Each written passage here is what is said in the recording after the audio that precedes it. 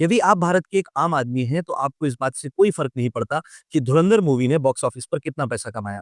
लेकिन आपको इस बात से ज़रूर फ़र्क पड़ना चाहिए कि आज रुपया अपनी गिरावट के सबसे निचले स्तर पर आ गया है।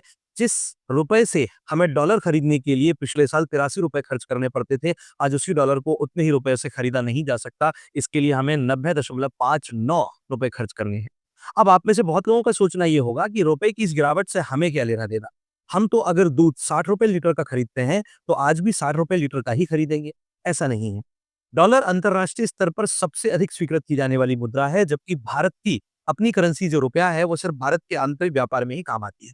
भारत जो भी आयात करता है, वो डॉलर में ही किया जाता है, यानी कि भारत विदेशों से जो भी वस्तुएँ खरीदता है, उसके लिए भारत को डॉलर में पैसे चुकाने होते हैं, ना कि रुपए में, जिसके लिए भारत को डॉलर की माँग होती है और इस माँग को पूरा करने के लिए डॉलर उन्हें खरीदना होता है और जितनी ज़्यादा माँग बढ़ती है, डॉलर उतना ही ज़्यादा महँगा होता है। अब इन आयातित वस्तुओं के बारे में जानते हैं कि ये आपके जीवन को या आपकी महँगाई दर को किस तरह से प्रभावित करती हैं।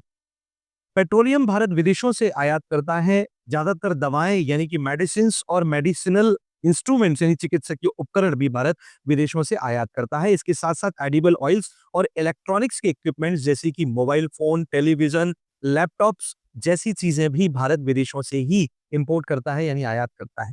और अगर इन सभी चीज़ों पर आयात हमारा बढ़ता है और डॉलर की माँग भी तेज़ी से बढ़ती है, तो ऐसी स्थिति में रुपयों की गिरावट से ये वस्तुएँ आपके भारतीय रुपए में भी महँगी हो जाएँगी, क्योंकि जिन चीज़ों के लिए आपको $1 पर सिर्फ़ 80 या ₹85 खर्च करना था, अब आपको उसी चीज़ के लिए हर $1 पर ₹90 खर्च करना है।